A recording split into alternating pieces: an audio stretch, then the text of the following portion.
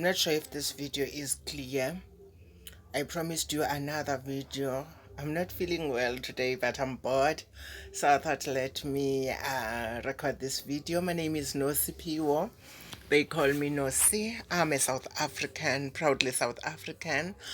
um I posted a video where I promised to post more videos about how I relocated to the UK for the purpose of studying. So I promised to continue so that I empower someone who would like to study overseas and sometimes they don't have money. So guys, I'm there for empowerment. I'm there for dreams bigger than us. As I explained in one of my videos, I'm just a normal rural girl who had nothing, no money. You know, some people are privileged. They were born with monies. I had nothing, but I had a dream bigger than me. And I've lived life and I've enjoyed life, even more than those people who had monies, trust fund, and everything, even though I started from the scratch and I worked on my own for everything that I have. So I'm a hard worker. I follow my dreams. I'm a go getter. I'm a risk taker and I get what I want in life. I regard myself as one of the strongest women in my time. I'm focused. So guys, I will continue. I'm sitting in bed. I'm lazy to go to the lounge. I'll try and edit this video because it's done on the phone. My laptop is faulty. And I'll soon record this video nicely because I haven't recorded videos for a year. But now it's been ignited by the new developments in my life and by the desire for me to empower other people. So because I have that desire and an interest, I decided to start posting again. So here is what I would like you guys to know. First of all, I relocated to go and study. I had applied first to Edinburgh University, the University of Edinburgh, to do my master's degree. But the main reason for me to apply was or to relocate was to be close to my then partner, okay, Trond. Trond and I met in 2013. For 3 years we've been friends and we started dating in 2016, and I relocated in 2018 because he had asked me to marry him. He wrote a letter to my parents. There is a video that I posted of me and him where we talk about us. He wrote a letter to my parents, but it was my mother because my father had passed on, even though he met my father before. So he wrote a letter and asked for my hand in marriage.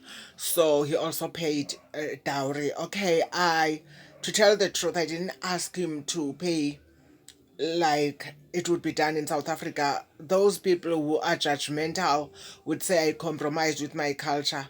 There are so many things that he has paid for in my life that he's still paying for even now, that no lobola money can even cover them. So there was an issue of a cultural difference that I needed to be sensitive to, because while we please ourselves in obeying these cultural issues, we need to understand that what we call cultures evolve, what we call cultural evolution. I write a lot about culture. I write a lot about cultural practices that harm women. So, under no circumstances will I be harmed by culture, or I will be harmed in the name of culture, because this is a topic where I'm an expert in and I talk a lot about. So, my argument was that this thing will come back to me, and I'm the one who's gonna have a problem with the in-laws if we let him maybe pay a lot of money, because once people see a white person, they see money and automatically they want to demand payment to the person. I didn't want that to happen. Oh, so I was relocating for the purpose of us getting close, because we never been together and stayed together for a lot. So I wanted us to bond.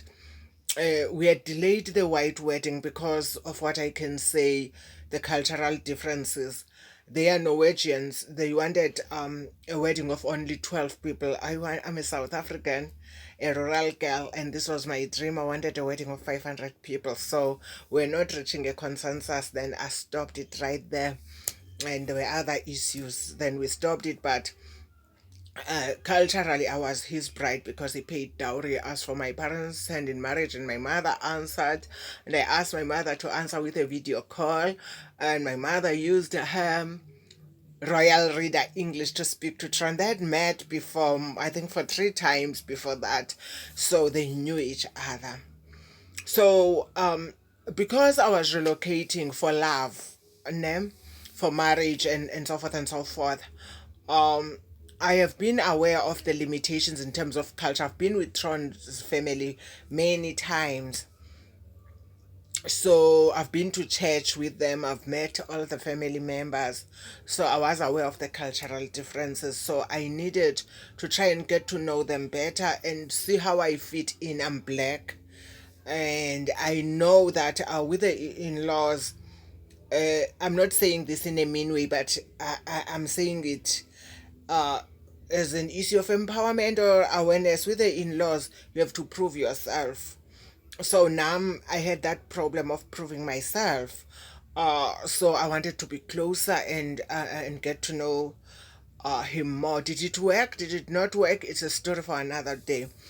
So because I was relocating using my studies now to be in another country, I didn't go the scholarship route. I went the payment route because with the scholarships, you have to come back and serve in your country. So I didn't want to come back and serve.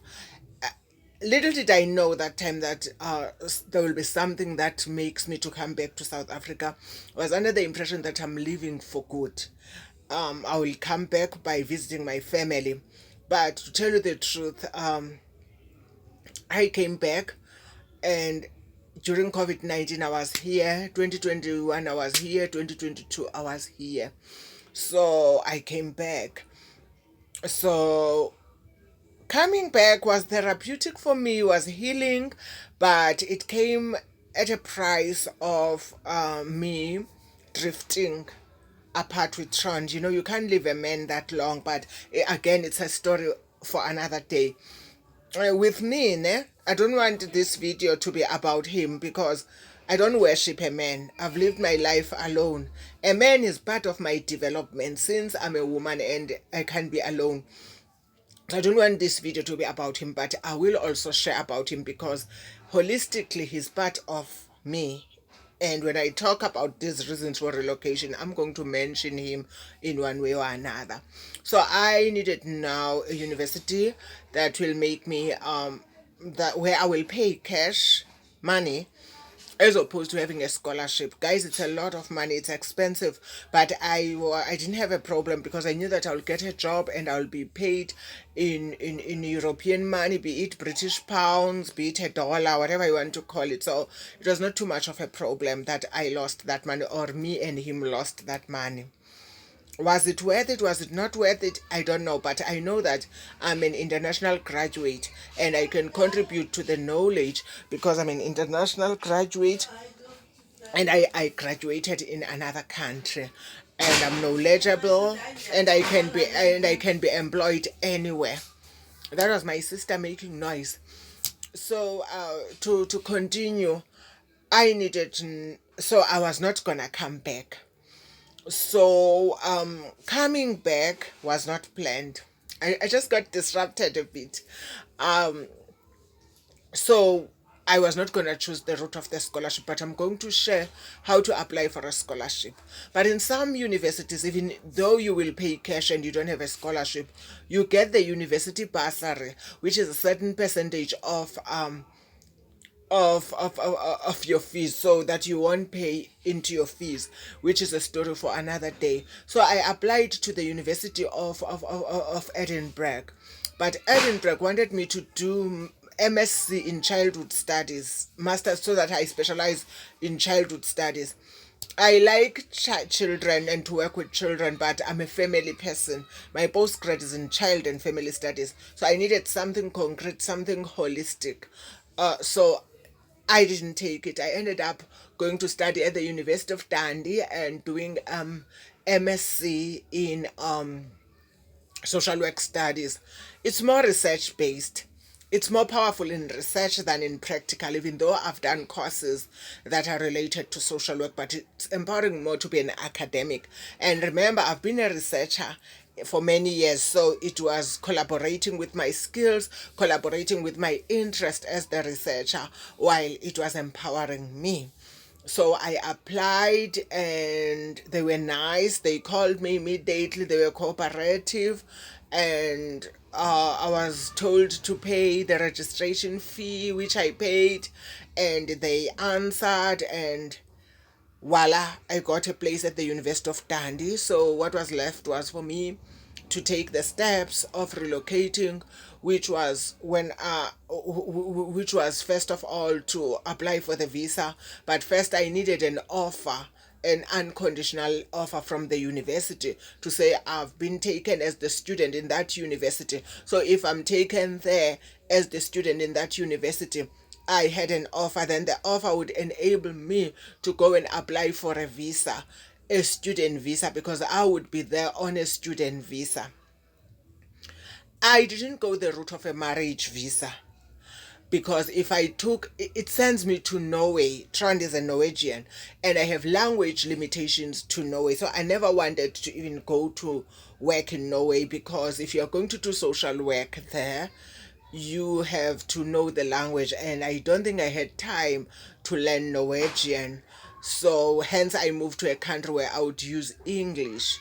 um but I was closer to him. He could visit anytime he wanted to, because he was closer. And also the the transformation, it needed to be slowly, because I never lived with a man, so I didn't want someone who's there 24/7. I needed someone who comes and go, while also I'm also focusing on my career, on my future, and on my studies. Now I got the offer letter. The next video will be on how I applied for the visa. I don't want to make long videos so that I struggle to load them. So I'm going to talk about the visa application process, maybe, and the actual relocation process, and what I did at the university, and so forth and so forth, because I think it is very important. And also, I will share about the scholarship, how to go about applying for a scholarship to study in another country, because you study for free and you are supported, but you have to go back to your country and serve, which was something that was not in my mind, because I didn't intend to come back. I was relocating to be with my husband. Guys, thank you so much.